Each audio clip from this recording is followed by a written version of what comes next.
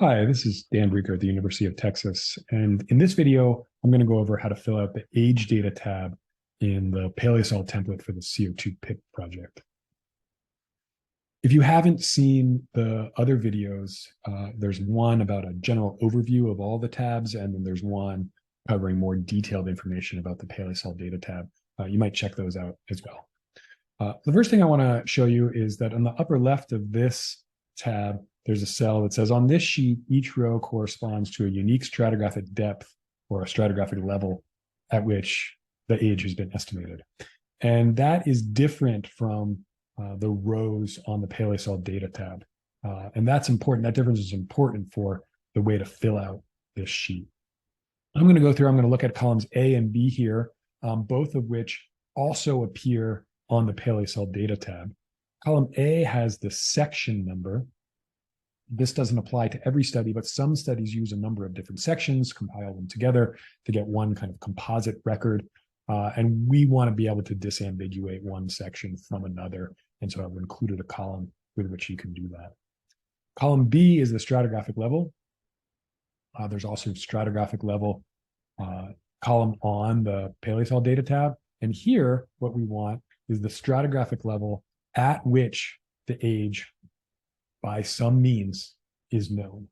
And what that means, I guess what the best way to explain that is that the stratigraphic levels at which you're going to be entering data on the age data tab are probably in most cases not going to be the same stratigraphic levels for which the data relevant to CO2 reconstructions are being entered on the paleosol data tab, right? I mean, if you think about the way that these studies usually work, usually the way this goes is that you know the age maybe at the top or maybe somewhere in the middle, right? A few places throughout the section, and then the materials that are relevant to atmospheric CO2 reconstruction, right? They occur throughout the section at various stratigraphic levels, and we get a number of CO2 estimates, but we have ages only from maybe a few stratigraphic levels, right? And so on this tab, we are focusing on the levels at which we know the age by some means. Okay, I'm going to move over to column C here, which is the type of age constraint. And there's a number of different, we've tried to design this for maximum flexibility. There's a number of different ways that you can use this. And this is a pull down menu, right? So you could say that my age at this stratigraphic level is less than some value, or less than or equal to some value, or equal to some value, so on and so forth, right? So maybe best to just give some examples about how this might work. Let's say that you are entering data for a study where the age depth model was based on magnetostratigraphy. You might put in an equals here, and you might put in the age, right? So there's going to be some stratigraphic level at which you know that there's a reversal occurred, right? You're going to put in an equal sign. You're going to put in the age for that particular reversal, and then you're going to put in the uncertainty on the age of that reversal. And then over here, where it says magnetostratigraphy, right, you're going to put in the information relevant. So, okay, which cron boundary you're talking about, right? So that's an example of where you would use the equal sign. One thing that has come up is that, especially as we go back further in time and look at some records from the Mesozoic and Paleozoic, that there may be examples, and actually there may be a lot of studies in which all you really know is the stage. So an example has come up like lots of times, like all we know is that the age is Aptian, and how can we enter information into this that helps reconstruct or helps generate an age depth model, or helps influence the determination of the age of the samples that we use to reconstruct CO2. So if all we know is that the age is Aptian, here we can come over and say, we might not even know the stratigraphic level. Maybe you know the stratigraphic level. In that case, you can put a number here. Maybe you don't know the stratigraphic level. Maybe you just want to put in top of section, right? And you know that the top of the section is still in the Aptian. The bottom of the section is the Aptian, the middle of the section is Aptian. Everything's Aptian, and that's basically all you know, right? In that case, you can put that the top of the section, right, has got to be greater than or equal to the age what's the Aptian, 1710, something there, the age of the top of the Aptian, and then you can put in the uncertainty, right? How well do we know the age of the top of the Aptian? Not as in this particular study, but in general, what is the uncertainty on the age of the top of the Aptian, right? And this greater than or equals to sign here helps us know that, well, we know it's Aptian, but if it's still, if the top of the section is still Aptian, we know that has to be older than the age of the top of the Aptian. So that's what greater than or equal to. So if you knew that you definitely did not have the top of the Aptian, right, you could modify this and you could say, well, actually, it's not greater than or equal to. I know that the top of the section is actually older than the top of the Aptian. So you could use the greater than sign. Then we could have a second row here for the bottom of the section, right? We know that that is either less than or equal to, or maybe you know that you don't have the bottom of the Aptian and you say less than the age of the bottom of the Aptian, and then again, the uncertainty on the age or the bottom of the Aptian. And then you could put in, how do we know, how do we know that the samples are Aptian or the section is Aptian? You could put in the biostratigraphic information that's relevant to determining the age. And so these greater than or equal to signs allow you to hopefully cover any scenario with all these different methods for determining age that are at least all of the common methods, right? So we have biostratigraphic methods or stratigraphic methods, including magnetostratigraphy, biostratigraphy, chemostratigraphy, so on and so forth.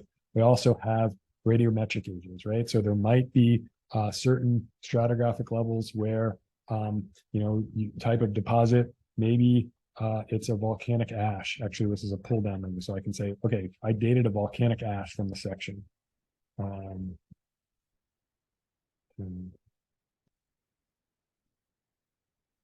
Okay, I don't know why it's not accepting volcanic ash. Oh, there we go. Okay, so it's a volcanic ash, dated a volcanic ash, and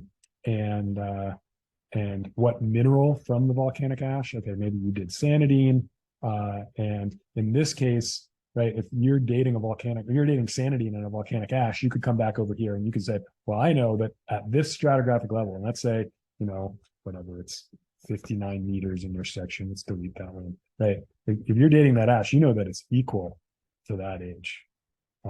And so that's how you can use these. I'll just leave that there for now. Right, so it's equal to whatever age that is. Then there's other options here. I just wanted to go over that, just trying to ask for as much information as possible to evaluate these data when we look back on them in the future. All right, so there's things that are asked for, like the decay constant used, what's the radiogenic system that was used to determine the radiometric age.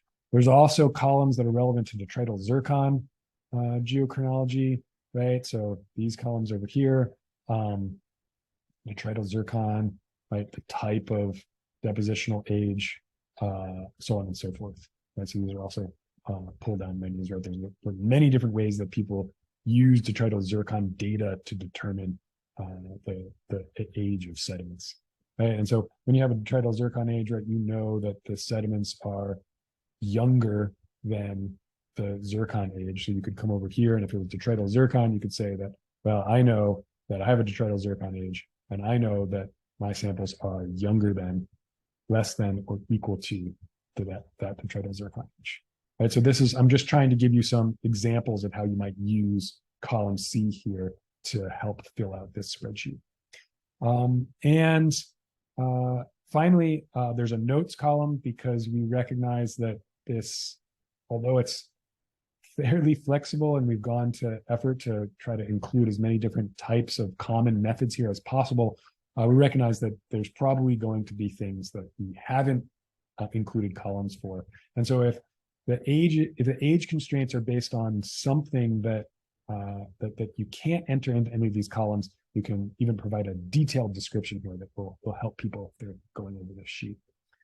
And the last thing I wanted to say here is that really, right, with the stratigraphic level and the age, what we're really trying to do here is to provide all of the data that are necessary for determining or creating an age depth model that has a rigorous uncertainty quantification associated with it. And so even if that wasn't done in the original, let's say we're filling out an archive file, but even if that wasn't done in the original paper, right, we want to provide any data that were reported in that paper, right, should go here so that in the future people could come back and say, okay, right, I'm going to revise the ages from this paper based on a new method that we have to determine age depth models and their uncertainty from known ages at various stratigraphic levels. Right. The point here is to archive these data and then be able to carry them forward as new methods become available, and as even as we're going to eventually update these with product files. Right, and the product files will be able to change ages if new constraints, add ages if new constraints are available, if change things if things have been updated. So that's when we're going to actually change the numbers. But in the archive file, right, you can still fill out the sheet for an archive file based on ages reported in that paper at various stratigraphic levels. Again, recognize that there's some complexities in these sheets. And so if you still have questions after watching these videos, please reach out to me or to one of the CO2PIP postdocs, and we'd be happy to answer your questions. Thank you for filling out the sheets.